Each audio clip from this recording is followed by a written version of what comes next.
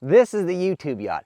It is a boat-themed rental cabin that we are building strictly off a YouTube revenue. We have a playlist called the YouTube yacht. If you want to see everything we've done up to this point, including the ICF basement work and the ICF concrete slab system that is the floor for the next level and the ceiling for the basement level. You can check all that out on the YouTube yacht playlist. But today, and from here on out, we're starting with the framing to bring this thing up out of the ground.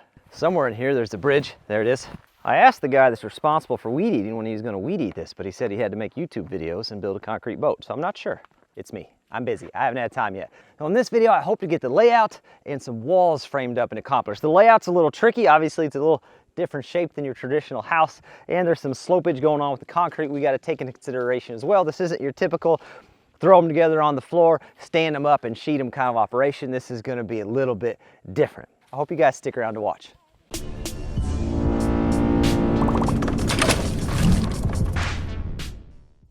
The number one question we get is why a boat-themed rental cabin? This is why. This is the Ohio River. This is the area we live in, and there's already dozens of rental cabins in this area. The catch is they are primarily on the river, and they've got this beautiful view to wake up to or to look at in the evening whenever they want. But obviously, we're in the middle of the woods. You cannot see the river from here.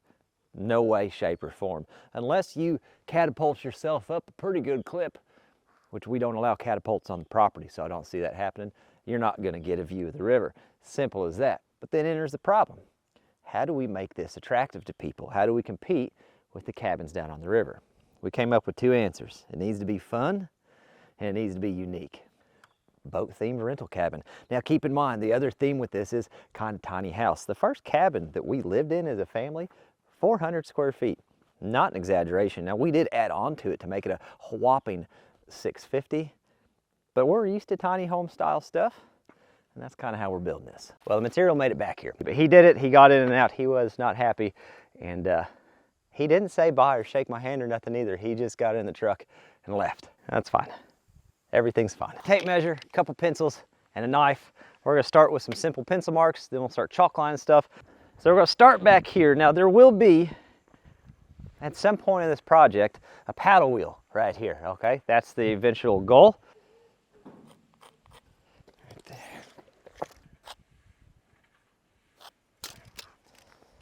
And down each side, there's gonna be a walkway around the outside. I want that walkway to be 3 feet, but I need to leave myself some for railing and the sheeting, of course. We'll go 42.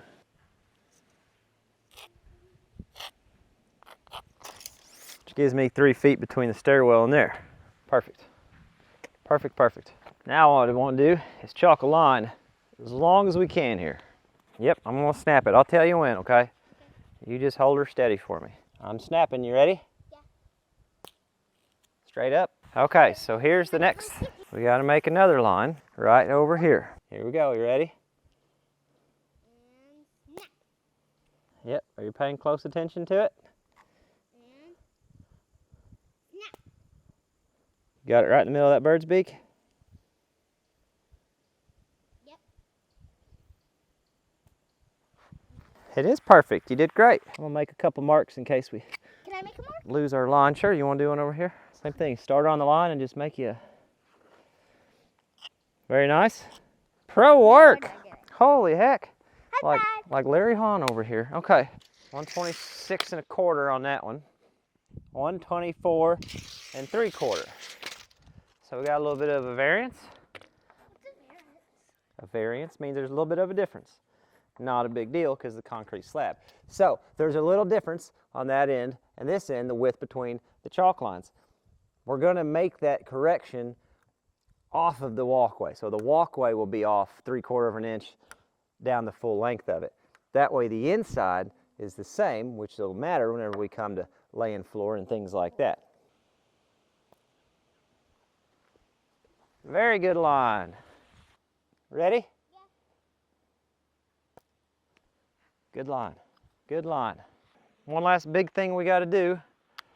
We got to pull measurements. And let's see how out of square we are. So we're just going to make an arbitrary mark that my tape measure is long enough to hit whenever we cross. So let's just go right here, 17. Yeah? Got it, okay.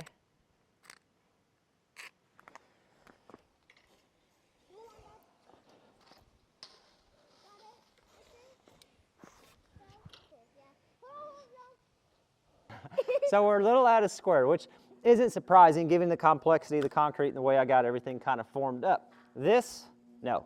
That is the long measurement, which means we're just gonna slide this side forward a touch, slide that side back a touch. So I'm within about a 1/2 inch square on the whole thing, which I think will be fine considering this isn't much of a square anyway. We should be good to go. All right, it is the following day. I went and grabbed the belt today. Got loaded up with tools yet because we're going to hopefully be getting into some framing. Now I'm going to say something real quick, and listen, I'm not perfect by any means, okay? I make a lot of mistakes in life. But the other day I made a video talking about the importance of newer tools where it can save you time, like that wood splitter. The beginning part of this video is a perfect example of why saving time on projects like that matters. Because that meant that I could slow down, and even though it took me 3 times as long to lay this out, we got to make some memories. And I get it. Some days a fella just has to get stuff done. Totally understand that. Today is one of those days. But it is nice having the ability to slow down and make some of those memories. We're going to take this laser and we're going to run down these base plates. There's going to be a variance. I know there's going to be a variance because I designed the concrete to have a variance. I just need to see how much of a variance there is, and then we got to come up with a game plan of how we're going to deal with it. There's a few different options. So the way we did this is this hole was set higher than everything else around it, and we screeded from that center point out. That means that the walkway around the edge has a slope to it so the water runs off and not into the actual living area. That's where our variance is going to come from. I'm just trying to get a rough idea and paint a picture in my head of what we got going on. A lot of people said that this didn't look level in the video.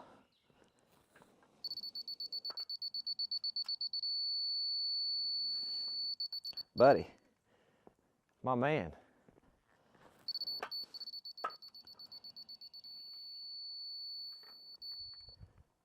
Appears to be perfect. Daggone it, Mike. How did you do something like that? Oh, I don't. Let's test the front. Now this is where we will have a difference. But if I screeded it right, it should be pretty minimal. Okay. And we'll check where that mark is. Are they the same?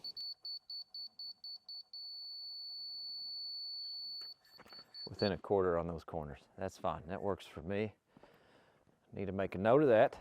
I do want to put this in there. I did build homes full-time for 5 years. However, I was a jack of all trades. It was a small company, so everybody did the framing, the concrete work, the excavation, the layout, the finish work. We all did everything, which means none of us were the best at any of it. If you got questions about framing, you need to ask people that frame full-time, 100% for a living. Those are the guys and gals that have all the answers you need.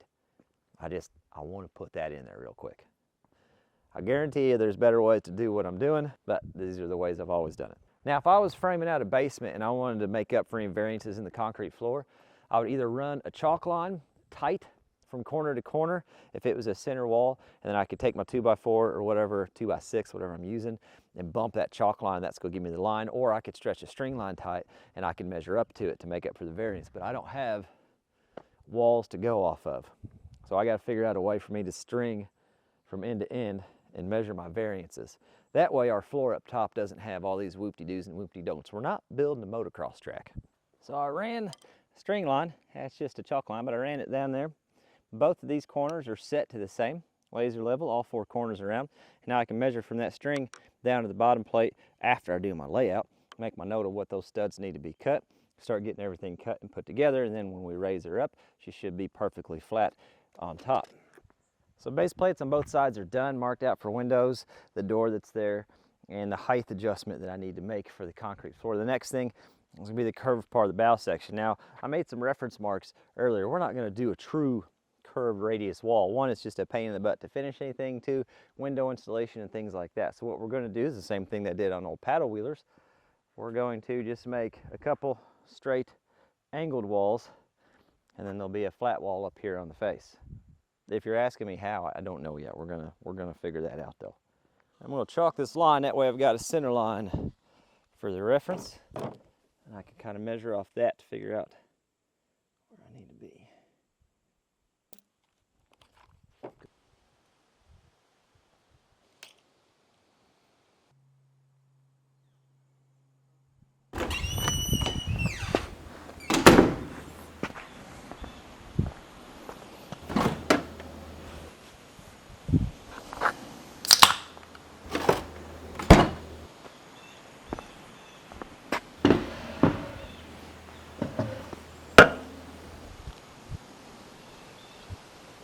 So the whole idea on this end is kitchenette. And we're talking a mini fridge below the counter, a little cooktop, a sink, some dishes.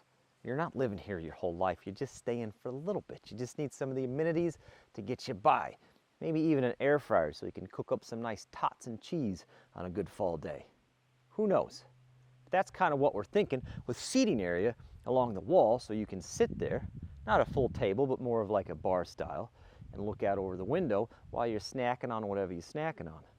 So now that that's laid out and we got everything cut as far as the base plate goes, next thing I can do is go ahead and lay this thing out for the windows. There's going to be a window in the center of each one of these walls.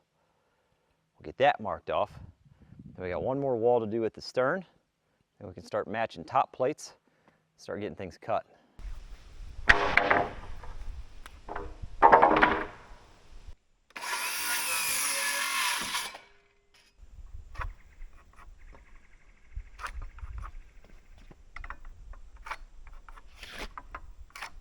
So I just noticed that apparently the microphone switched over to stereo, which means if you had headphones, you probably only heard me out of the right headphone for a little bit. Fun fact about these DJI mics, they come in packs of 2, and you can set these up to record true stereo, which means I can take mic 1, which is the left microphone, set it on one side of something, and take the mic number 2, the wireless one, and set it on the other side, and you can get true stereo sound. The downfall to that feature is sometimes you don't notice it got turned on. I think it was when it fell off the side of the thing earlier, but hopefully we're all straightened out. Anyway, we're cutting some of these studs out. We're using, these were the supports for the bottom side of this ICF floor or ceiling, depending on what side of the operation you're on. I just kind of gang cut them a little bit. I do 5 at a time, double check my measurement here, mark one of them. Speed square across that. Apparently I forgot the word across for just a minute. That's fine. And I still use a speed square to square my cuts up because I don't do this every day. A good carpenter is just going to eyeball it. And I feel like a fella could, but it's not like it takes any extra time. Find my mark and go.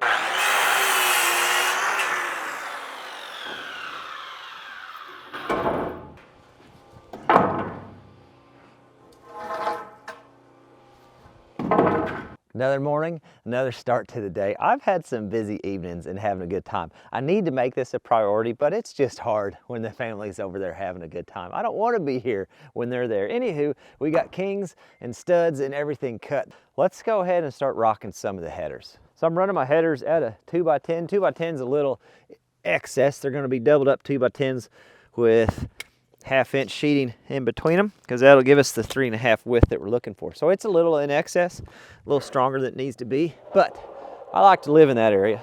We're just going to sit here at the pile. I got my measurements, I got everything I need. We're just going to gang cut everything right here at the pile versus cut them, walk back, and that kind of thing.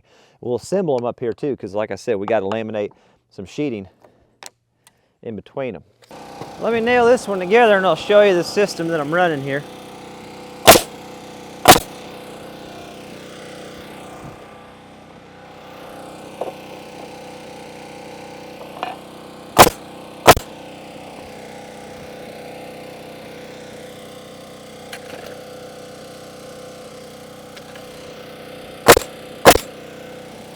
So I take one of the header boards, I lay it down, I cut a whole bunch of these strips up. This is that zip system. I've never used the zip system before, but I'm excited to try it. I've read and seen some good things about it. But this is just 7/16. By me using these as spacers, that means that when this header is put together, it will be roughly 3.5 inches thick, which is perfect for the wall thickness of the 2x4s. Flush my ends up just using the speed square. Make sure the tops are even, that way it doesn't want to roll one way or the other whenever we set it down on the jacks. Looks good. And just double check I don't have any OSB poking out anywhere. I'm going to end up fighting later. Everything looks good on that. And just pop a couple nails in it. Double check nothing moved. Looks good. All these are doing is just holding it together as a unit.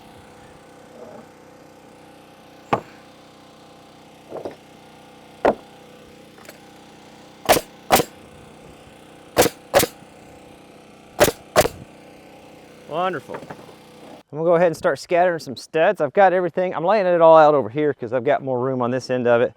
And then when I stand it up, I'll just have to boogie it on down that way. But I've got everything marked on the base plate of what we've got. So we're starting out with 7, 7, 7, some 7s, which is this pile here. I can just drop them.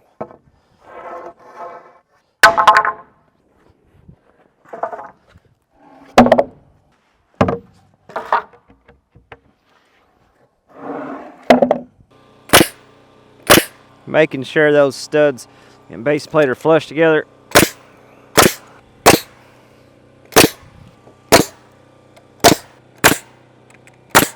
I like to do my kings first by themselves because then I can get the nail gun on the side of it.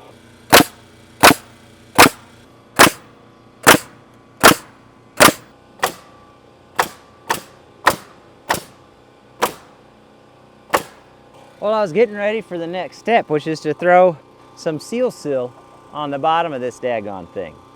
Now, I've got some opinions about that, and we'll talk about it, but I just realized that Home Depot didn't send it. It wasn't on the truck, and I think that's neat. I think that's really neat. Okay, we're going on an adventure. So here's what I'm just going to end up using. I'm just going to use some of the zip tape. That's what we're going to end up using on this bottom plate. Here's my opinion on the sill seal.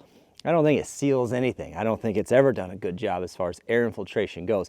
I've only ever used it as a capillary break. That is to keep the moisture in the concrete from being pulled up in that bottom plate. And yeah, it's a pressure treated 2x4, don't get me wrong, but it can still pull moisture in and it can still rot over time. So a capillary break is important. A fella can use, or I've used in the past, spray foam, but it's got to be closed cell spray foam. If you use open cell can still pull moisture through really easily and will break down over time in an environment like that, I would imagine. So closed cell would be the option, and I don't have any closed cell spray foam handy.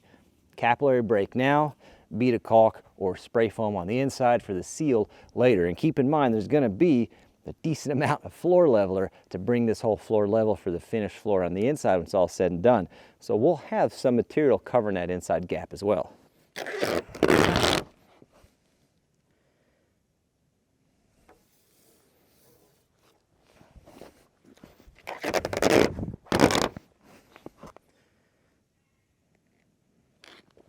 All right, we're gonna stand this thing up and slide it into place. I didn't put any of those bottom crips or jacks in, and I'll explain why here in a second. I was thinking about something. I think it'd be better for me to hold off. We're just gonna stand it up and slide it. I say that like it's gonna be, listen, it's gonna be awkward because I'm by myself, but 1, 2, 3, yep. Very nice. Then we gotta do a power clean move. Wouldn't that be something if the bottom just slid off? Okay, easy peasy. Yep, now we just slide it. The heck was my plan on this? No. All right. Yep. There we go. No, don't go that way. Stay up here. Stay up here, nice and straight. Whoop.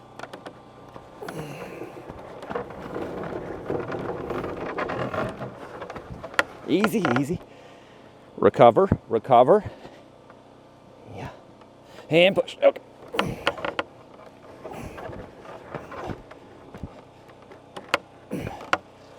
Lovely. Why did I put the nail gun that far over? Wow, why is the sky like that? That can't be good. That's what happens when you don't stage things where you need them. See, the smart thing to do is nail a board on, and then the board comes with you as you go.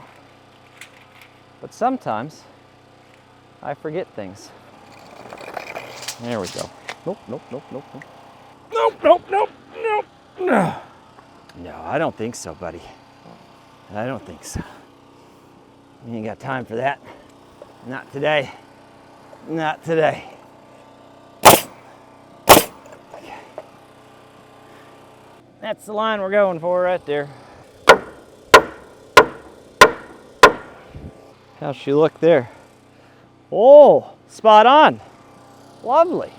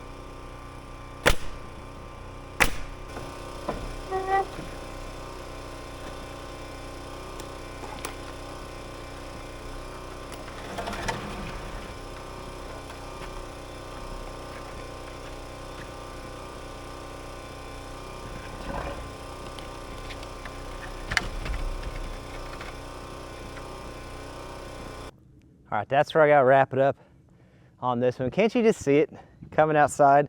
Kids are being rowdy down in the basement. You're just coming out here, leaning on the railing, checking out nature. Oh yes, oh yes. I can see it, and oh, I love it. The sun sets through those trees there, right over the bow. Maybe the railing's not your vibe. Maybe you wanna hang out on the little bench we'll have sitting here and watch the sunset over the bow of the boat. Maybe you want to do that. You got tons of options. Or maybe from the deck up above you can do that too. This project is the foreseeable future for the channel. The only other thing we have coming up is the third function kit for the backhoe, and that just depends when they get that kit finished up and sent my way. They're developing a new third function kit that allows higher flow than the ones they currently offer, and they want me to put it on the backhoe to kind of demonstrate that. So whenever that gets in, we'll be doing that project. I got the floor joists, I got the sheeting for the floor, I got the sheeting for the wall, I got the studs for the next level up. We've got quite a bit of material, and we're gonna keep moving on this thing. And I know you're gonna have a ton of questions like, how high is this window gonna be? How high is that window gonna be? What's this space gonna look like? And I get it. There's a lot of curiosity, and I think that's fantastic. But the best thing you can do is subscribe and tune in. Make sure your notifications are on. Thursdays and Mondays, you're going to get updates on this thing, or check us out on Facebook. We've got a Facebook page where I post pictures that typically come out before the videos. All kinds of good options. Can't thank you guys enough for being here. It's because of you guys that we can do this thing, which is crazy. Anywho, I hope I get to see you on the next one. Nope, hold on, that's a drop off. I got to walk this way this time. I am going to add a couple cross braces real quick too. It'll take me 10 minutes to do, and on the off chance the windstorm comes through tonight, we don't have to pick this up off the ground below. That would bring me down pretty quick. Still a drop off.